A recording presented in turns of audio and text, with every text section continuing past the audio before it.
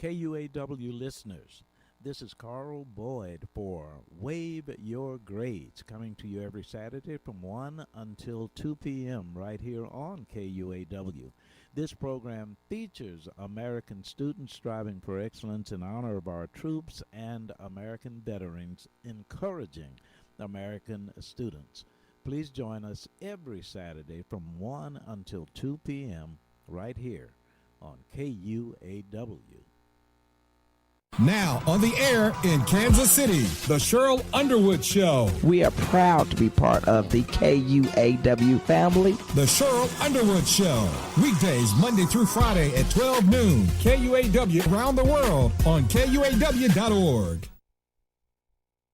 Todd Tribbett, we gonna be all right here on the Jamal Bakes Show. I'm your brother in Christ, Jamal Bakes. Thank you all so very much for hanging out with me, fam, for another weekend, all right? We've got a big show for you, man. As always, the Rose Show Live will be here with her Faith Move next. And we talked to my man, the Laugh Therapist, later on in the show. We've got music on the way from Doe. We've got Corinne Hawthorne, Keandra Lockett, brand new William McDowell. Cannot wait to share that one with you as well, all right? And a whole lot more. Listen, follow me right now on social media.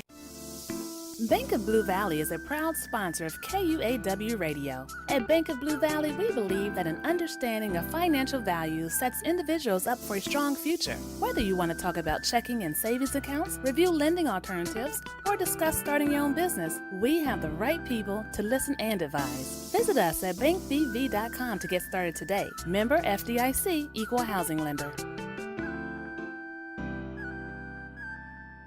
All right, you're listening to KUAW Radio, Kansas City's global community radio station. We don't only bring you videos on Facebook and YouTube, but listen to our audio only, where you'll get shows like Cheryl Underwood and Blues Time in the City. You can pick us up at www.kuaw.org or go to the TuneIn app and search KUAW. Listen to us. We're on 24 hours a day. That's KUAW Radio, Kansas City's global community radio station. And this is what you hear every day from noon till 2. Don't miss the Cheryl Underwood Show. From our new president, who hasn't said it yet. It's the jump off. Welcome to the Cheryl Underwood Show. Hot topics. We discussing anything. It's a go. We going live Now under President President-elect Joe Biden. So, right, I'll make sure I say that right. So we are here in the studio, and it has been a crazy week with the election and with everything going on. But now we're glad to know that everything is done for now. So hopefully nothing crazy pops off. So we're gonna go into our guest in the studio. I have a comedian in the studio today. We have Boogie Williams. What's up, Boogie? What's up? KC. How you doing? How was your flight? I drove. Oh, you drove? Okay. It was a long. That's 16. Is it 16 hours? I could have flew, but You must have been rolling. Yeah, the amount of days I've been in town, I wanted to drive so I could get around, and I figured that'd be too expensive to rent a car and all that. So. Oh, okay. I was just looking. I was looking at a video. Have you ever flew Spirit? Yeah, I did. It's very uncomfortable.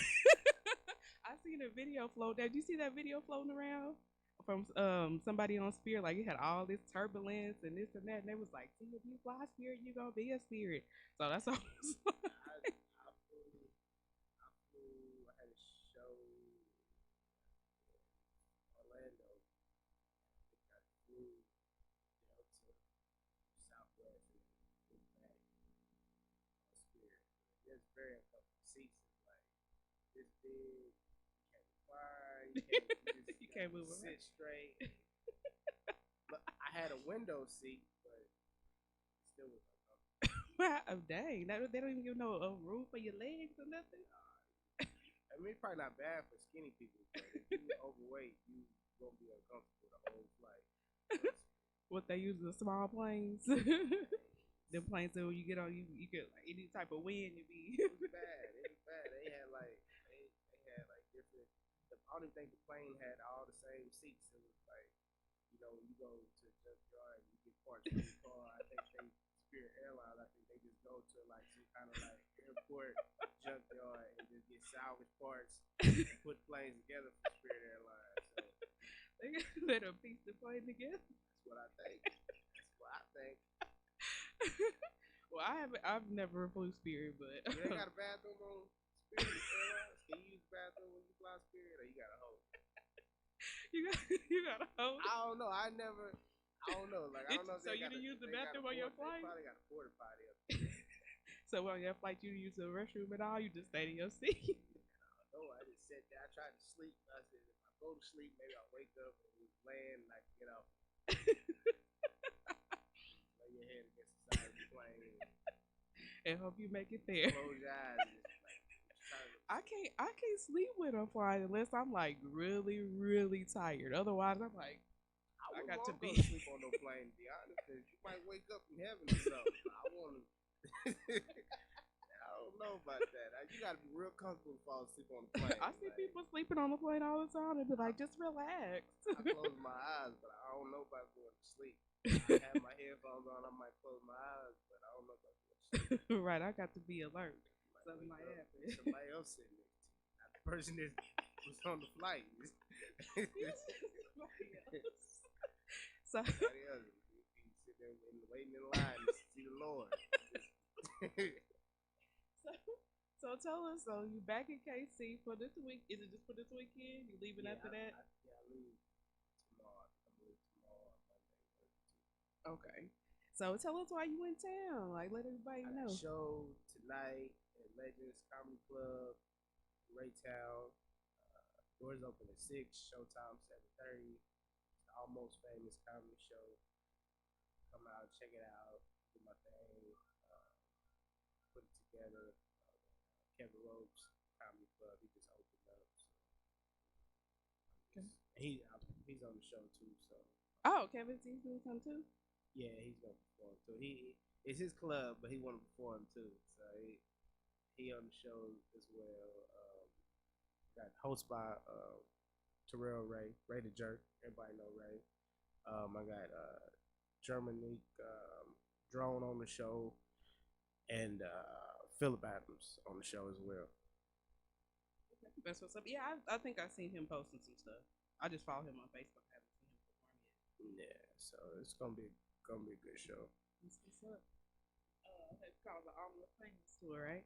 Yeah, I called it that because I'm almost famous. I figured that was an appropriate name. People in Kansas City think I'm famous. I'd say I'm almost famous, so I just called it the Almost Famous Show. I mean, Comedy show. you got some quite a bit of viral stuff out there, though. Yeah, but the viral and the money don't add up. So that don't add up when the viral videos and the money ain't added up yet. When the money outdo the viral, then I believe that. Until then, I'm just. Let's talk a little bit about that. People think like, okay, you viral, like you in there. Like, let's give a little disclaimer about that. Nah, I mean, you might get a lot of shares and some views and some followers and reposts, but unless you got a monetized social media page already, you ain't making no money. You just got a lot of likes and shares, and you got some followers, and you can say you got them bragging right. Hey, my video went viral, or it got reposted on Shade Room or World Star, or so and so reposted my video. You know, it look good, but unless you got a monetized social media page, you ain't getting no money off that. Yeah, you always see people like, because somebody put a post about that on Facebook. Like, if you're not promoting something or entertainer or selling something, going viral really is not gonna do anything for you. Yeah, I mean, it gets you out there, it gets you seen, gets you more known, which is a good thing, you know. But some people, I've seen some people, they go viral 1 or 2 times, and then you'd have thought they made it. They all of a sudden they acting like they Eddie Murphy, Eddie Murphy, Kevin Hart, all that in one. It's all off one video, 1 or 2 videos. Right. I've seen it happen many a times. Well, They let them shares go to their head. I mean, I had a video go viral on my Prose and Verbs page, but it it went viral, but it didn't hit pages like Shade Room or anything like that. It went by definition viral, but it gave me some followers. That's about it. Yeah, it's cool. It's good for bragging rights. With viral. It's good to it gives you a bigger platform and exposes you to people that might have never seen you before, which is good. But but then you got to keep it up. You got to keep coming with it. Once you go viral, right? Once to 2 hit that times, back you to got to back. keep going. Yeah. But I've never really been like a video person. I'm more just traditional stand-up comedy, so I don't really make videos like You got that. some your memes are fun, always funny. Like the Yeah, memes but that's more so just on the stand-up tip. Like I'm just saying something I think is funny. I've never really been a video person. Like I don't really make skits like that. I mean, I've made some, but that's not really my lane. And I'm more of a stand-up comedian. I'm just traditional like that. But in this day and age, you gotta have that. You gotta video. have videos. Yeah. And I think that's one of the things that might hinder me right now is because I'm not really a video guy, so I have to push myself sometimes to make videos or make myself do videos. But I'm working on it. I'm trying to get better at doing the whole video thing, but it's really just not my thing. But I know nowadays that's what you need, Right, to get popping. to get really popping, to get known, to make it big is. Everybody wants a social media star. You ain't got to be funny. You don't even have to be funny. I mean, that's the nowadays. thing. You still got to be funny on stage if you're booking shows. That's true, but a lot of people They want that following. Yeah. they want that following. A lot of people that if you popular and you got social media numbers, that's all you need nowadays. You don't even have to be funny. Yeah, that's not just comedy though. That's music too. They're looking at that like how many followers you got. Yeah, that's the first thing I ask you. How many followers you got? Yeah. And don't matter about your talent. It's how many followers you got. Okay, you got this many followers. Okay, well we could promote you and sell you. You don't But even that have to doesn't be, always equal the amount of people that's gonna come either. Yeah, that's true too. You don't even have to be funny. Just they'll find out you're not funny when they get to the show, but they've already paid for these tickets. They'll find out you trash on stage after they done gave us their money, and then they can go talk right, about after you get booed off the stage or Yeah, whatever. I've seen it happen plenty of times. You see a lot of people big on social media, but they stand up ain't really that good. But Right. They got that following, so it gets them in doors and opportunities. I mean, there's a lane for as far as comedic acting. Yeah. That's a different lane, but it is what it is. I want to get into acting. I want to do acting. I just want to do stand up and then transition into acting. I still want to do stand up even after acting, but that's the main thing I want to do. Like, I don't want to be like, I don't really care about having like a fashion line. All that Like extra that. I mean, I stuff. like clothes and stuff, but I'm not one of them. Like, I want to open up a clothing line or a shoe line or like that. Just put me in some movies, some TV shows. And We already talked about the movie. Remember? I hope it happens too. I hope if it happens, I'm gonna call you. Like, you know what? I spoke it into existence. You know for what? God is real. So, tell us how you got your start with comedy. Like, were you always just a funny person, or is it just something you kind of just tripped up into? I always had a sense of humor, like crack jokes, make people laugh. I used to be the class clown in school. I used to watch Def Comedy Jam and Comic View growing up. First stand-up special I ever saw was Eddie Murphy Raw, but I saw it by accident. Like, I was literally like at home looking for something to watch on TV, and I don't know if you remember, like back then when we was kids, we had the VHSs, so like, and we used to like what do you call it, record movies and TV shows off the TV on the blank VHSs, and then you put the little strip on it. I didn't have that in my house, but yeah, I know about it. Well, I used to put the little strip on it and write whatever it was. So I was at home looking for something to watch on TV, and I was going through the VHSs, and it was a blank VHS, and I put it in, and it was already rewind to the beginning. But I thought it was a movie. If you remember at the beginning of Eddie Murphy's Raw, it's like a scene where he's like a child entertaining his parents at the little house party, and I think Samuel Jackson is playing in it and all that. So I You thought gonna make me want to go watch it? I thought it was just the movies. I'm sitting there watching it like it's a movie, and then after he did the little joke, and then he's like, "Thank you," and then it cuts to him walking cuts in. to him, the stand up thing, and I was sitting there watching it. That was my first. I think Raw was one of the ones that was kind of ahead of its time, really. Yeah, so that was the first stand up thing I ever watched. And I was a kid then. I probably was too young to even be watching it. Right, because Raw was based off of what he was talking about and what he was saying. But it was funny still. And then my mama, we've always been like real close. So like I used to watch all the sitcoms on TV with her. So instead of watching cartoons, I'd be sitting with her watching, Living Single, Martin, Fresh Prince. All those shows used to come on back then. right. There was a Different World. And we watched Comic View on BET and Def Comedy Jam. I think Def Comedy Jam used to come on Saturday nights or something like that. But I used to watch all that stuff as a kid, and then I would go back to school and emulate what I saw on TV. Or we used to crack on each other in school and roast each other, back then.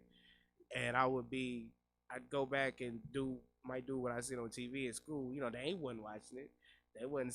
Someone wasn't able to watch all that stuff I was watching. So that's how I kind of learned how to talk about people, make people laugh, and just be funny. But then as I got older, I kind of developed my own sense of humor and my own style. And like about 6 years ago, I got Facebook for the first time. I didn't start off with Facebook. When Facebook started, I didn't have a Facebook. I'm about to say, I've been on Facebook since like 06 or 08. Yeah, I got Facebook probably 2014. Oh wow, okay. Yeah, late in the game. I got it. I never cared about social media. I never was really a social media person. And my uncle, he would tell me about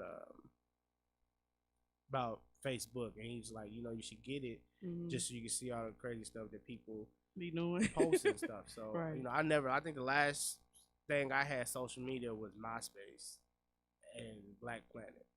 Yeah. And I didn't think I knew how to work that for real. You didn't have your Black Planet hooked up? My Black Planet had the songs out. I mean, I used to have, but like I didn't really, it was like after that, it was just like I didn't care about it and all that. So I got I had downloaded. I used to be married, and then it's like after my divorce and everything, and then I was just like, all right, let me go ahead and see what this Facebook stuff is about. So I downloaded Facebook, and I just started like sharing my thoughts and posting little funny stuff on there, and it would get likes and shares. And I kind of got popular off of that, and then Philip Adams, actually one of the guys that's on my show tonight, he was doing stand-up comedy, and him and another guy, Lamont High, they had a comedy show, and they asked me to host it, and they were like, you funny, and you tell jokes all the time on Facebook, you should try do stand-up. And they were just like, just write you like 5 minutes of material and just come out and try it. So that's what I did, and I did the show. So how did it go? Like your first time being on? It was good. I came out, and I remember I took my shirt off on stage, and I remember performing, and I got like my first laugh. It was like after that I was just hooked, and I just kept at it, and been doing it ever since. And it's crazy because like writing 5 minutes of material when you first start doing comedy seems like the hardest thing to do. It seems like 5 minutes. It seemed like 5 hours. And then now, when you perform after you've been doing it for a while, and somebody say just go up there and do 5 minutes, you like, that's not enough time. Like, so when you starting out doing stand-up comedy, 5 minutes feels like 50 minutes. Right. It feel like it's like I remember. Yeah, it takes forever to fill out 5 minutes, but then once you get good at it and you've been doing it for a while, 5 minutes ain't enough time for you. It's like, come on, that's one joke. Well, that's the same as radio. Like the first time I did like little video interviews first, then moved to an hour on radio. it's like, okay, let me have everything laid out. And I was trying to tell somebody else, and I was like, 'cause they was like, they want to do that. I was like, an hour is longer than you think if you don't have your stuff to get there. Yeah. Like that time, you're like, oh no, I can. You know, how people be like, I can talk, I got this. Then you talk for 10 minutes, and be like, what time is it? You still got 40, 60, 40 something minutes left. Plus, you know what I'm saying? So, yeah, I definitely understand that. So who would you say are some comedic influences that you have? Oh, you already said Eddie Murphy. Hey, Eddie Murphy, Richard Pryor. I got Richard Pryor tattooed on my leg. Actually, I think he's like the best that ever did it. The GOAT. Eddie Murphy, Richard Pryor, Martin Lawrence. I feel like he was comedy in the '90s as far as his TV shows, inspirational to everybody. Oh yeah. Bernie Mac. I feel like he's one who never really got to reach Shine his fully, full yeah. potential. To me, he was like the funniest out of the kings of comedy, for real.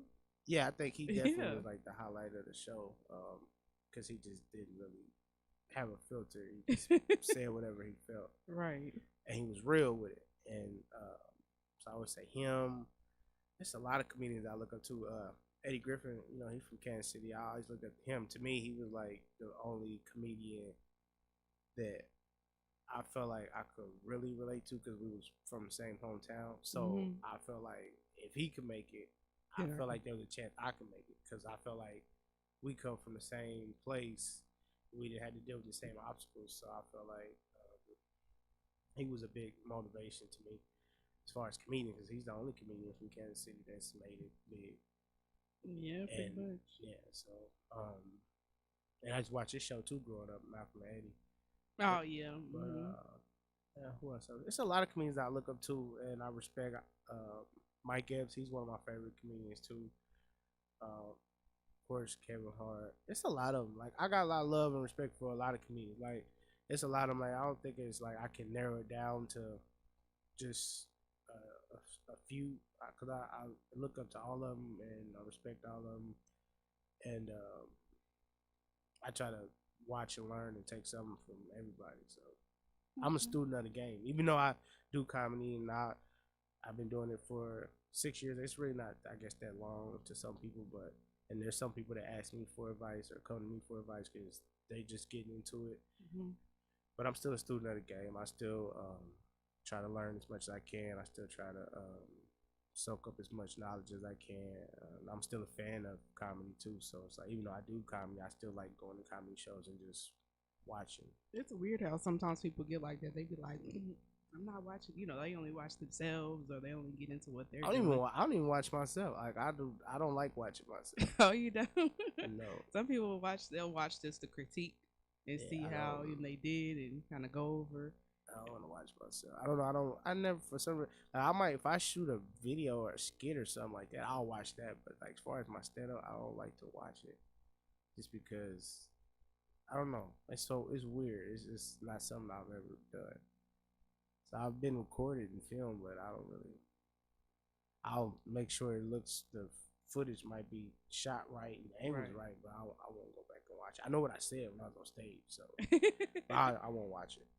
Well, you know, some people do that because they be like, well, let me, you know, maybe I was standing weird or the joke didn't come out right. You know what I'm saying? But at the same time, you can figure that out while you're on stage if the joke didn't land right and all that by the reactions. Yeah.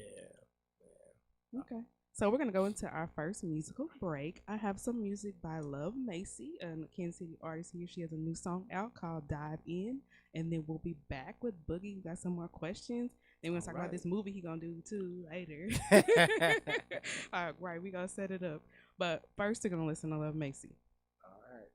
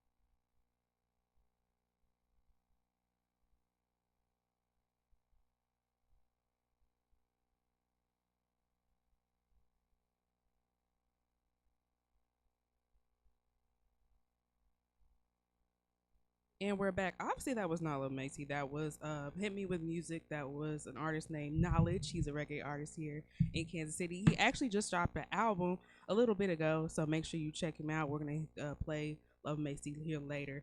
And we're still in the studio with Boogie Williams. So we didn't get into this. We already talked about going viral. But what would you say is the difference between the scene in Kansas City as far as the comedic scene in Atlanta? I know it's two different, like as far as the size of the cities, but just the difference between their scene and our scene. I would say the difference between the comedy scene and Kansas City and Atlanta is bigger in Atlanta. It's more comedy clubs, more open mics. They literally got like open mic every night of the week in Atlanta, so you can always go out and perform and work on your craft and network, and it's a lot bigger. And I think here in Kansas City, it's not really big. We got like what, 3 comedy clubs now. Yeah, the Improv, Improv, Legends, and then the one in off the state line. Yeah, The is it comedy. state line? Yeah, I think it's off the state line, 103rd. Okay. I haven't been out to that one yet. I think it's just called the Comedy Club. Oh, okay. But yeah, but the Legends in the Comedy Club are new still, and all we had before that was Improv, and then forgot the other one used to be here back in the day. Talking about Stanford's. Yeah. That one. But I feel like the difference, it's a lot smaller here. I don't feel like the comedy scene here gets a lot of support. I feel like it's a lot of bickering amongst comedians here. Okay. I feel like because it's so small and there's not really a lot of opportunities. I feel like a lot of the comedians here in Kansas City feel like they got to be in competition with each other. Like in Atlanta, everybody works with everybody. Everybody pretty much, like I moved to Atlanta and nobody knew me, but you know they embraced me, and you know it was like, I mean, they give you a list of rooms you could go to, who to network with, who you needed to talk to, meet, and this and that and the third. It's, you know, that's. So you feel like here they're not really. It's kind of like you and young. Yeah, I feel like for some reason, I don't know if it's just a Kansas City mentality. I just feel like I've heard that from the music scene and all. I don't think it's just comedy. I don't know what it might just be a Kansas City mentality thing, but I feel like everybody feels like they have to be in competition with each other. It's like nobody can be good. It's if you good, you got to be the only good person doing it. Everybody else is trash. And you better than everybody. You the best at it. Like I don't get that. Like I never wanted to be just the best comedian in Kansas City. Like, because to me, Kansas City is not that big for one, and then who wants to just be the best where they're at in their hometown? Like, yeah, you want to be the best all over. Yeah, I was popular before I started doing comedy, so that never was like something that I just felt like was a badge of honor to wear. Like, so, but I just feel like it could be better in Kansas City. I feel like if a lot of comedians put their so-called egos to the side, and it's really crazy because like where the egos come from, I don't understand. Like that's somebody put on Facebook one time talking about somebody get a little clout in Kansas City, they turn into Quincy Jones. Yeah, it's like you the biggest thing on Prospect. Like that's how you feel. Like you are the biggest thing on Prospect. You acting like you sold out arenas and you right. And you just made it. You get, like I said, they get them lights and them shares go to their head, and then they act like they just the king around. Yeah, it's not just comedy; it's music, it's poetry, it's everything. Like this, like we gotta. I feel like we just have to be work. More I think if we together. had more people working together instead of against each other, because everybody's feel like, well, there's not enough people from here that have actually made it big, and it's kind of like some of it is because we're not working together as far as people working against each other instead. Yeah, it's that that too. It's that crab. What they call it, crab in the barrel. Yeah, mentality. Like everybody so worried about somebody else outshining them or doing better than them, or if you help this person, but then you help this person, but then this person ends up taking off and does better than you. That you feel like. Well, also you get that mentality where it's like, okay, yeah, you help this other person, they make it, and that other person just like forgets about you when they get up there. Yeah. So that's their, a lot of people feel like that's what's gonna happen. Yeah, I think that's with anything in life. Like that can happen with anything, not just trying to do comedy or music. Like people in general, somebody at your job could do the same thing. Could get a promotion. Could get a raise or whatever, and then just forget all about you. Like, yeah, we used to make $10 an hour. Now I make 12. We used to eat lunch together. Yeah, now you don't eat lunch with me 12. Now I can afford to go eat lunch with the managers and the supervisors. I don't want to hang with the regular coworkers no more. So yeah, that's true. I just feel like in Kansas City, people just got to be more humble and willing to work with each other and stop all the hate. Like it's really pointless to hate. Like I just feel like it's pointless. And then you go to these other cities in these different states, and then you see how well that they're doing together. Mm-hmm. It's because they're working together, not against each other. It's no. I don't want to see this person do better than me, so I'm gonna hate on this person. I don't know. Everybody get along. Yeah. So what prompted you to move to Atlanta? Why Atlanta? Like why not LA, New York? I just feel like here I did all I could do as far as the stand-up comedy scene. I feel like I got as big as I could get here locally, and it was just time for me to take that leap of faith and try somewhere else. Try to see if the same way I got known and popular and earned my respect here, I'll go somewhere else and do it and on a bigger platform. And then there was more opportunity in Atlanta, and I knew people in Atlanta. Okay. Marco lived in Atlanta. He moved there, so that was somebody I knew that I'd be comfortable with and could work with down there. Marco Summers, if you guys don't know who that is, he's funny viral. Marco. I'm sorry. Yeah. Sometimes he's just Marco to me. So I forget sometimes I gotta put the funny on it so people know who I'm talking about. You look him up on Marco. Instagram, or so, he's been in some movies now too, right? He's been in some movies. Or he's about to be. I know. I thought I seen something about some BET movie or something. Yeah, he did do a BET movie. I can't remember the name of it right now, off the top of my head, but he did do a movie. He's had But he was actually one of the first people that went viral here, right? In Kansas City, like I remember, a bigger platform, yeah. Yeah, because I remember seeing his stuff, and then it was like after that, I started seeing more comedians from here getting like viral. When he started, he just kind of like took off, like shot up, like just skyrocketed off. YouTube videos went crazy. He's on World Star, and Shade Room, and these other different websites. And look, I think he was on the TV show Ridiculous. I think he had one of his videos got reposted on there. I know him and Drew had videos on there. They both didn't had some videos go viral. Like I remember back when they first started, they would have to post their videos and tag like 99 people. Yeah, I remember that. And to get people to see them and to share and to repost and to get them views. It's like now they go viral without even trying. They just post one video and it just automatically 1,000. The funniest one to me was the Chipotle one, because Chipotle's my spot, and I was like, "How did y'all?" So I'm like, "How y'all get the Chipotle shirt?" But I know what they be doing now. Marco got. I don't know where he gets them from. I never asked him, but like any job. He can get a uniform for that job. I don't know how he gets them. I don't know where he gets them. I'm like, you got they actually was working at Chipotle. We did a video together, and I played the postman in the video. And did he pop up with the postman outfit? Yeah, I don't know where he got this mailman outfit from. He was like, I got the uniform. I mean, it was the whole mailman uniform. Was it the bag too? It was the hat, the shorts, the shirt, and the bag. What? And it had mail in it. I don't know. Wait a minute. Hold on. I don't know where Yeah, Yeah, it was for mail real. in the Wait bag. a minute. For real mail? Are you? It was real mail. It was, I don't know if somebody quit their job and just gave him the bag and the uniform.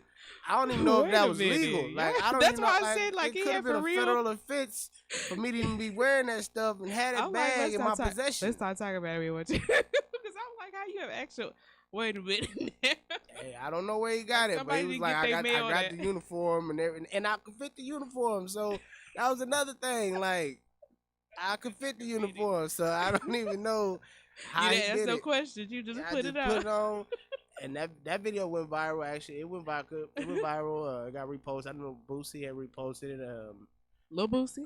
Yeah, Lil Boosie had posted it. I like I him. think it even went on. I Instagram. think it got on He's like funny. Shade Room or World Star too. I don't know. Then I found out Boosie was a Scorpio too. I was like, oh, okay. Yeah, Boosie cool. I met Boosie when I first moved to Atlanta. I met him. I went to his house and met him in his studio, and he was recording a song and stuff like that. He's pretty cool. Same Boosie you see on social media, same how Boosie he in is. real life. He's really like that. So it ain't an act. Ain't I no- thought he was gonna be different, chill, laid back. No, he turned up on 10 all the time. Yeah, some people you meet in real life, it's like they're not. Well, but because sometimes when their camera get on, they different. Yeah, man, he's cool. So, what advice would you give to upcoming comics? Do it because you love it and you're passionate about it, not because it's the popular thing to do right now. I feel like some people are just doing it because funny people get attention. Funny people are trending. Women like funny guys, you know. I be So trying to tell people. I feel like that. some people If you- just want to just, you know, they want to just like a trend. Like, you know, at one point people wanted to be rappers, you know. Yeah. Now a comedian is more cool, more popular to You be. think so? Yeah, to be more a social media influencer than it is to be a rapper. You know, you can try to be a comedian at 40. You can't try to be a rapper at 40. At least not starting out. So I feel like, even though they're saying there's a lot more rappers now over 30 that's making it. They had some article about it talking about some don't let, you know how people with hip hop used to be like, once you hit 30, they felt like if you didn't make it by then, it's a rap. I mean, but you never really know rappers' real age. You never know. They Who's got that, Beijing and everything now. Everybody Two beards is pitch Chain black. didn't really blow up till he's about 36, 37. I don't even know how old 2 Chainz. I'm just saying I was, you know, I seen 2 I be Chainz, reading. too in person. I Oh, went to yeah. his club in Atlanta. He tall. He real tall. He real tall. But he don't look old to me. Like his dreads is still black. he might die. He might die. I don't know. But a lot of people don't know how old they are. That's you know? real. That's Like, I mean, how old is depend- Boosie? Little Somebody- Boosie gotta be at least 40 or something. All right, 40. He got early everybody's 40s. daughter on Instagram. He got what? He got everybody's daughter on Instagram turning up. He's gotta be on his because, like, live. okay, think about it. Little Boosie was first popular back when Cash Money was like around that time, that 99 2000.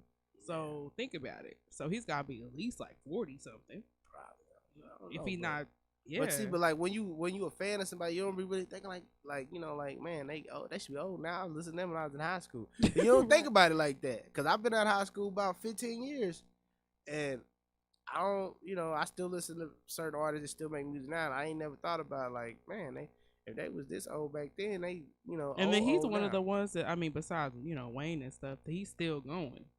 But Yeah. it kind of like he kicked back up with his social media. Then he started doing more features on other people's stuff.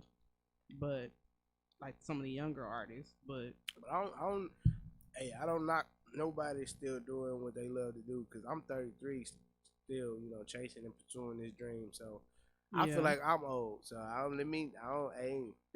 you ain't gonna knock You know what nobody. I'm saying? I got a few grays in the beard and everything. And Yeah, I got a couple up here. I'm bald now. That's why I wear a hat. I went bald earlier. I went bald in my 20s, my early 20s. Oh so. no, okay. But yeah, I would say anybody that wants to do comedy starting out, you know, just be true to yourself. And if you really love it, stick to it. Don't steal people's jokes.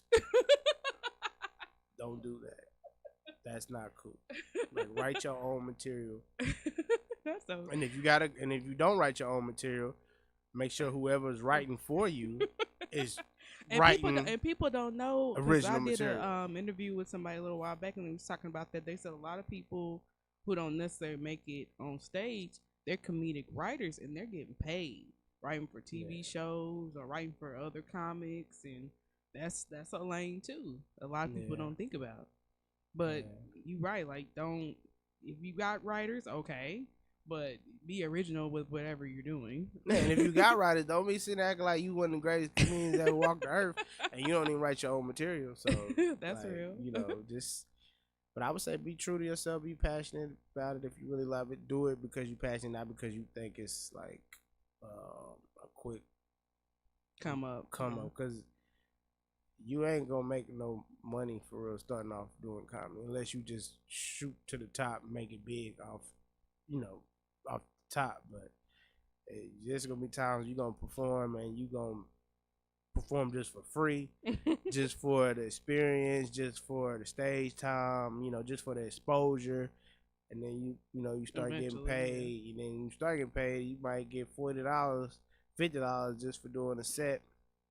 And then once you done built the name for yourself, then you can Start start charging people what you feel like you worth, and then based off of what you done and what you can show, they have they either gonna agree with it or negotiate with it or not do it. But I just say stick to it, be real. Don't.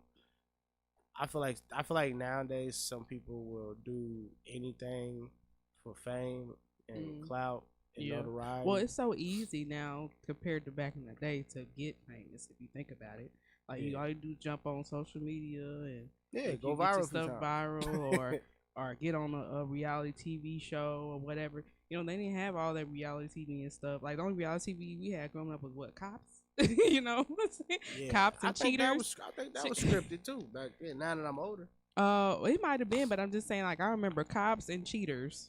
Like, other than that, like, that was the main ones. And I mean, you don't want to be on Cheaters for real. I mean, who wants to be on that? But other than that, it was like, we didn't really see the Real World that was out. Oh yeah. Yeah. Well, wasn't that fake too?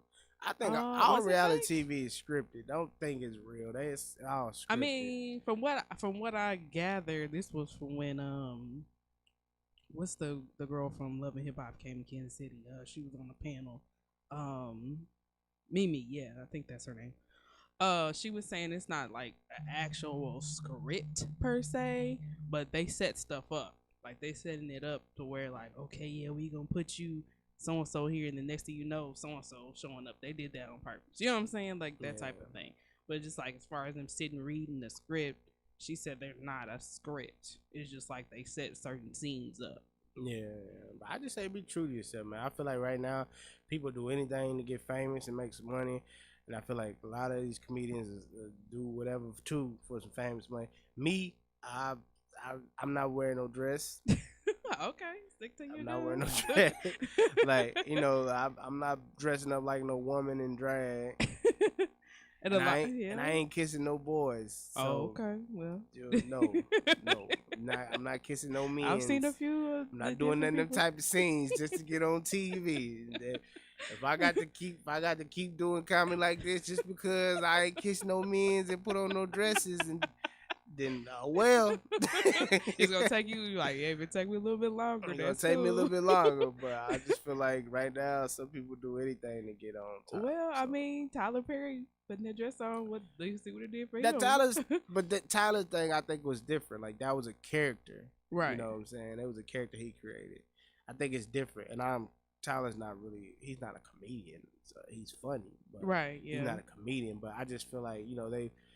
I mean, it worked for him like that. I mean, and then Medea, like everybody's like when he talk about he got rid of Medea, they was like, why? Like, yeah. But I think it's different. Like that's different. But I just feel like sometimes Hollywood and TV they want to make us look more feminine for some reason. Are you talking about like black men or? Yeah, it's black men. They want to make us look feminine for some reason on TV. Like, so. I just feel like. I mean, that's part of the reason why Dave, Chappelle cut his short. show Yeah, I shorts just for feel like some they'll different things. before they Supposedly, before they let allegedly. they let the world see me as a man in a suit or something and funny. They'll let the world see me in a dress funny first. Oh yeah. You know, so I don't know. I mean, I don't knock nobody that does it. Everybody got their own. Yeah, everybody got their little But I just feel lane. like if I put on a dress, the way I look, you know what I'm saying? Y'all be like, what is he doing? Like, you know, it just wouldn't look right. You know, like it'd be You like, have to get rid of the beard. yeah, and it's all like, what that. is he doing? Like, it just would not look right. You know, and I don't know. I just feel like right now TV and movies and everything is just the things they pushing in front of the audience. I feel like they pushing a lot of stuff on us and try to make us like it, make us accept it. I don't knock what nobody do, but I just feel like as far as comedians and stuff like that, they it's always a catch to whatever any opportunity they give you. It's a catch to it. So Well, you yeah. get this, but you gotta gotta do this. this. Right. I That's just real. want to be funny Well, regular. Well, we're gonna try this Playing Love Macy one more time, and then we're gonna come back and kind of wrap up. Again, you're listening to Prose and Verbs presents Speak on It with Serenity Speaks. All right.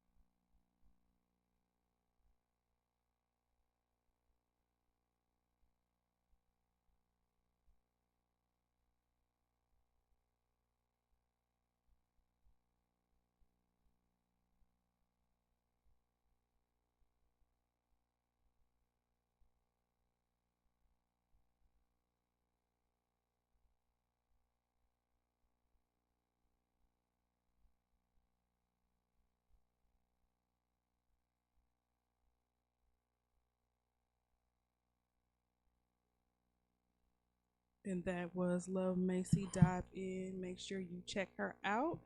She's on Tidal. She's on all the streaming platforms. Most artists, if they're on Tidal, they're on all the other ones. So, but we're wrapping up our interview with Boogie Williams. So, upcoming projects, like what's some stuff you got coming up next? Besides booking comedy shows, I'm about to start working on a podcast. Okay, that's what's up. The Boogie Williams Show. Trying to get that set up and going. And that's really it so far. Just more comedy shows, and then start working on putting together my own podcast show where I can get on air, speak freely, get my opinion on certain things. Okay, let's go. What platforms is it going to be on? You don't know? YouTube for sure. Probably streaming on Facebook, and probably try to get on one of those podcast channels, iTunes. Okay. I think it's some kind of whatever that podcast station they got on your iPhone. Try to get it set up on there too. So I'm gonna try to put it everywhere, really. Right? So. And then these upcoming movies you're going to do. Hey, I hope your I asked y'all. I'm one of them people. I have like kind of prophetic and weird dreams. So I had a dream that he was in a movie. So this last night. So I don't know if it was because I was thinking about the interview today or what. So hopefully we gonna speak that into existence for you. And I hope so. when it happens, like I said, you gotta give me my credit. Like she already told me I was gonna be in a movie. Yeah, you gonna be the first person I let know when it happened. I'll be like, yo, your dream was true. You was definitely on your Martin Luther King that day.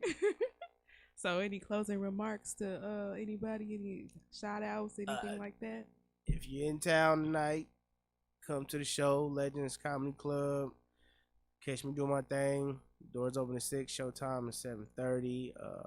Follow me on Facebook, Boogie Williams, Instagram, I am Boogie. I appreciate Kansas City for always, supporting me and holding me down, and I'm trying to just make y'all proud and go as far as I can with this comedy thing. And, the bigger I get, the bigger Kansas City can get as far as the comedy scene, because I plan on coming back and doing some things for the city once I get in a certain position.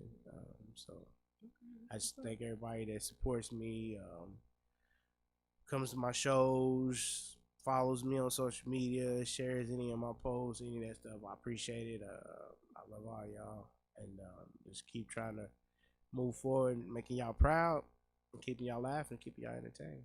Hey, that's what's up. Thanks for coming in today. I appreciate you having me. I know you probably have a busy day today. Yeah, I gotta get myself mentally prepared for that, because 6 o'clock gonna come quick. Right. And make sure you guys follow me on best place to follow me is on Instagram. That's Serenity, SERENITY, 2 underscores and the word speak. And then of course follow our platform page, Prose, Prose, and Verbs, all spelled out. It's on Instagram and Facebook as well. I am signing out, and as I always say, I'm reminding you to spit your piece. Holla.